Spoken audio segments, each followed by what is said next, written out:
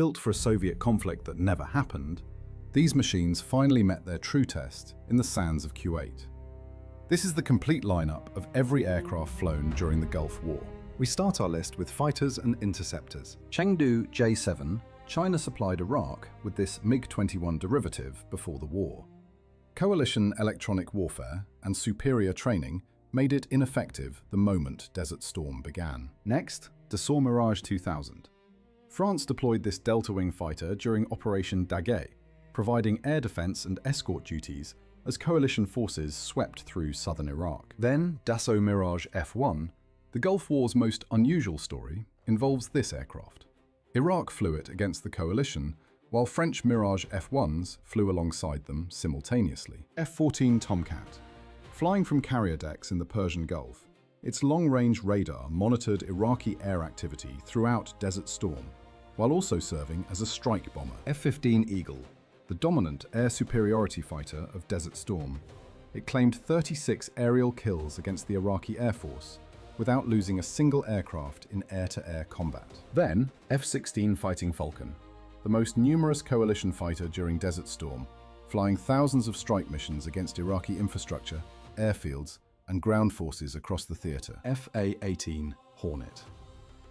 On the first night of Desert Storm, a Navy pilot shot down 2 MiGs and then continued to his target and delivered his bombs. That single sortie defined this aircraft. F-5 Tiger II. Saudi Arabia flew this lightweight fighter throughout Desert Storm in ground attack and close air support roles alongside the more advanced coalition aircraft. The next one, MiG-29. Iraq's most capable fighter in January 1991, it was overwhelmed by coalition electronic warfare and training within the first days of Desert Storm. Next, MiG-21. Still present in Iraqi service during Desert Storm, despite being a design from the 1950s. Coalition fighters dispatched every example they encountered. MiG-23.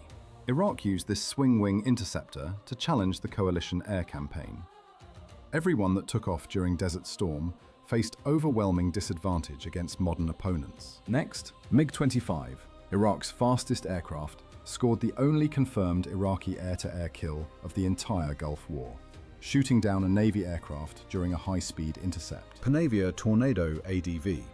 The Royal Air Force and Saudi Arabia flew this long-range interceptor to maintain air superiority over the Gulf region throughout Desert Storm's air campaign. Now this is the Shenyang J-6, another product of Chinese arms sales to Iraq before the war.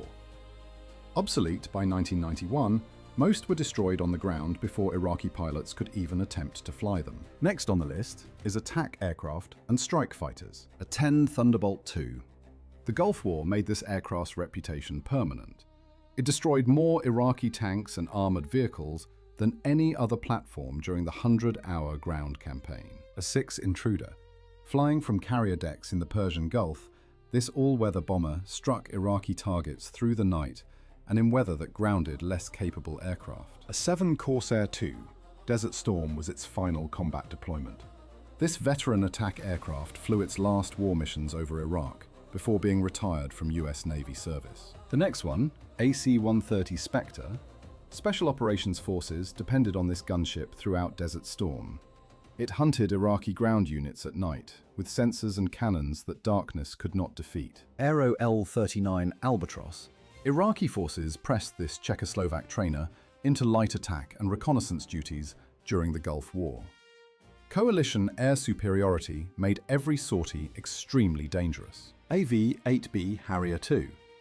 Marines flew this vertical takeoff jet from forward desert locations during Desert Storm, keeping it close enough to the front to respond within minutes to ground calls. Blackburn Buccaneer. Brought out of retirement for Desert Storm when the Royal Air Force needed an aircraft that could designate laser-guided bombs for the Tornado fleet. Douglas A-4 Skyhawk. Kuwait flew this veteran attack jet from Saudi bases after Iraq destroyed its home airfields. Kuwaiti pilots flew combat missions over their own occupied country. F-111 Aardvark.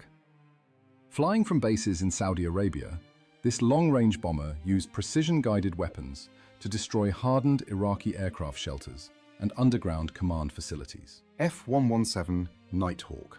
The opening night of Desert Storm announced the stealth era. This aircraft struck central Baghdad unopposed, while conventional aircraft required massive support packages to survive. F-15E Strike Eagle, hunting Iraqi Scud missile launchers across the western desert at night, became this aircraft's defining Gulf War mission, using sensors to find mobile targets before they could fire. Grumman OV-10 Bronco. Marine forward air controllers flew this propeller-driven aircraft low over Kuwait, marking targets and directing strikes during the ground campaign's advance. Panavia Tornado IDS. British and coalition Tornadoes flew the Gulf War's most dangerous early missions at low level to crater Iraqi runways, suffering the highest loss rate of any coalition type. Next, CP-CAT Jaguar. British and French Jaguars flew hundreds of strike missions during Desert Storm. The British aircraft were fitted with new systems specifically because of this conflict. Sukhoi Su-7, an outdated Soviet ground attack aircraft still in Iraqi inventory in 1991.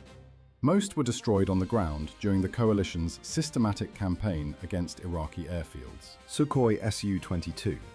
Iraq flew this swing-wing ground attack aircraft during the Gulf War, but coalition air superiority made sustained operations impossible. Many pilots defected to Iran rather than fight. Sukhoi Su-24. Rather than face the coalition in combat, most Iraqi Su-24 crews flew to Iran during Desert Storm, where the aircraft were impounded and never returned. Sukhoi Su-25, Iraq's dedicated ground attack aircraft, was designed for exactly the kind of close support fighting Desert Storm produced. Coalition air superiority prevented it from operating effectively. Continuing with bombers. B-52 Stratofortress. Flying from Diego Garcia and other distant bases, this bomber dropped more ordnance during Desert Storm than any other single aircraft type in the coalition. Tupolev Tu-16. This Soviet bomber from the 1950s was still in Iraqi service during Desert Storm. Coalition airstrikes destroyed most on the ground before they could sortie. Tupolev Tu-22, Iraq's supersonic bomber, was one of the most complex aircraft in its inventory. Maintenance difficulties and coalition air power combined to keep it essentially out of the war. Next, Xi'an H-6. China provided Iraq with this bomber before the war, giving it a platform for long-range strikes. Coalition air supremacy made flying it operationally suicidal from day one. Continuing with reconnaissance and electronic warfare. Dassault Falcon 20. Modified for electronic warfare and calibration roles, this business jet performed specialized technical missions that supported the broader coalition electronic campaign over Iraq. EA-6B Prowler. Every major coalition strike package during Desert Storm included this aircraft.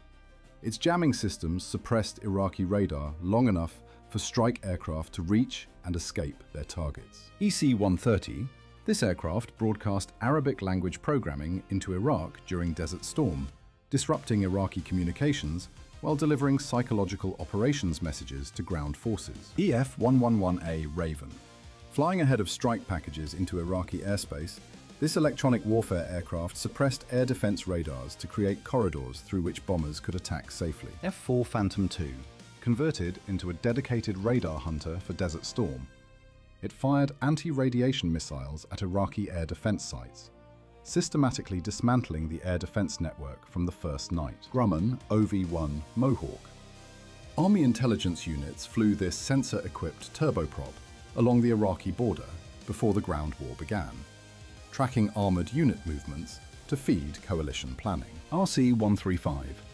This aircraft orbited the Gulf War theater continuously, intercepting Iraqi military communications and providing intelligence that shaped every major coalition strike plan. U-2 Dragon Lady. Flying above Iraqi radar and missiles at extreme altitude, it photographed Iraqi deployments with precision that helped coalition commanders understand exactly what they would face. Now let's look at airborne command, control, and maritime patrol. E-2 Hawkeye. Operating from carriers in the Persian Gulf, this aircraft managed the complex air picture over the battle space and directed coalition fighters toward Iraqi aircraft attempting to intercept. E-3 Sentry. The air traffic manager of Desert Storm. It simultaneously tracked coalition and Iraqi aircraft across the entire theater and directed every significant air-to-air engagement of the war. E-8 Joint Stars. Still in development when Iraq invaded Kuwait, It was rushed to the Gulf and tracked the Iraqi Republican Guard's ground movements, giving commanders real-time battlefield intelligence. Then EP-3 Ares. This naval signals intelligence aircraft monitored Iraqi military communications throughout the Gulf War buildup and provided targeting intelligence that shaped the coalition's strike priorities. Hawker Siddeley Nimrod. The Royal Air Force deployed this maritime patrol aircraft to monitor Iraqi naval activity in the Gulf and coordinate British naval operations throughout Desert Storm. P-3 Orion. Patrolling the Persian Gulf throughout Desert Storm, this aircraft monitored Iraqi naval movements and helped coalition warships locate and destroy the Iraqi surface fleet. The next one, S-3 Viking, originally a submarine hunter, this carrier-based aircraft spent the Gulf War patrolling surface shipping lanes and conducting strike missions against Iraqi naval targets. Let's move on to transports and tankers. Antonov An-12, Iraq's primary heavy transport before the war. It moved equipment and supplies across the country during the Kuwait occupation buildup until coalition airstrikes grounded the fleet. Antonov An-26. Iraq used this Soviet tactical transport for interbase logistics before Desert Storm began. Coalition air attacks on Iraqi airfields effectively ended its ability to operate. C-2 Greyhound. This carrier delivery aircraft kept the Persian Gulf battle group supplied throughout Desert Storm, flying critical spare parts and personnel to ships that could not leave station. C-5 Galaxy. Operation Desert Shield's logistics depended entirely on this aircraft. It moved the heaviest equipment across the Atlantic and Pacific to build the coalition force in Saudi Arabia. C-9 Nightingale. This dedicated aeromedical evacuation aircraft moved coalition casualties from Gulf War field hospitals to definitive medical care facilities in Europe and the United States. C-12 Huron. Coalition commanders across Saudi Arabia relied on this light utility aircraft to move personnel and priority cargo between the dozens of bases spread across the theater. Up next, C-130 Hercules, the tactical backbone of Desert Storm logistics. It supplied forward bases, airdrop supplies, and moved troops throughout the theater, from the build-up through the ground campaign. C-141 Starlifter, Desert Shield. Moved 500,000 coalition troops to Saudi Arabia in months. This long-range transport made that unprecedented strategic deployment physically possible. Up next, Handley Page Victor. Converted from its original bomber role decades earlier, this aircraft refueled Royal Air Force Tornadoes during Desert Storm in what became its final operational deployment. Now this is the Ilyushin 76. Soviet-built and operating in large numbers for Iraq before the war, most of the Iraqi fleet fled to Iran or was destroyed by coalition strikes on Iraqi airfields. KC-10 Extender. Its combination of fuel and cargo capacity made it indispensable for Desert Storm's long-range strike missions, simultaneously refueling escort fighters and delivering supplies. Next, KC-135 Stratotanker. More than 300 flew during Desert Storm, conducting around 15,000 refueling sorties. Without it, the coalition's air campaign at this scale was simply not possible. Lockheed L-1011 TriStar, the Royal Air Force converted commercial examples into tankers specifically to meet the refueling demand Desert Storm placed on British air power throughout the campaign. Vickers VC-10. The Royal Air Force's primary tanker during Desert Storm, it kept British Tornadoes and other coalition aircraft airborne during the strikes that defined the air campaign. Finishing off with helicopters. Aerospatiale Gazelle. French and British forces used this scout helicopter throughout Desert Storm to locate Iraqi positions and guide ground forces during the 100-hour liberation of Kuwait. Aerospatiale Puma. Coalition forces across multiple nations used this medium transport helicopter to move troops and supplies during Desert Storm's ground campaign through southern Iraq. Aerospatiale Super Frelon. Iraq operated this French heavy helicopter for anti-ship missions in the Persian Gulf. Coalition naval and air forces neutralized the Iraqi naval threat it represented early in the war. AH-1 Cobra. Marine attack helicopter crews flew this against Iraqi armor during the ground campaign, providing close air support that helped Marines advance through Kuwait's defensive lines. The next one, AH-64 Apache. The Gulf War opened with this helicopter destroying Iraqi radar sites in the dark, clearing the corridor through which the coalition's first strike aircraft entered Iraqi airspace. Now this is the Boeing CH-47 Chinook. The famous left hook that flanked Iraqi forces during Desert Storm depended on this helicopter to move artillery, fuel, and ammunition forward faster than any ground vehicle could. Now this is the CH-46 Sea Knight. Marine amphibious operations in the Persian Gulf use this helicopter to move assault forces between ships and shore as part of the deception campaign that fixed Iraqi coastal forces. CH-53 Sea Stallion. The largest helicopter in the Marine Corps inventory during Desert Storm, it conducted combat search and rescue missions and moved heavy equipment throughout the ground campaign. Hughes MD-500 Defender. Coalition Special Operations and some partner nation forces used this compact helicopter for observation and light attack during Desert Storm's reconnaissance missions. MBB BO-105. German-built and operated by several coalition partners, this anti-tank helicopter used its agile, rigid rotor to attack Iraqi armor during the ground campaign. Up next, MH-53 Pavlo. Special Operations Forces used this helicopter on the first night of Desert Storm to guide Army Apaches to the radar sites destroyed to open the air campaign. MIL-Me-8, Iraq's most numerous transport helicopter, was caught on the ground by coalition airstrikes in large numbers. Survivors were captured intact when Iraqi positions were overrun. Up next, MIL-Me-24.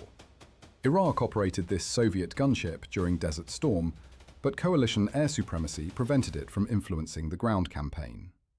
Many were destroyed on their own airfields. Then, OH-6 Cayuse.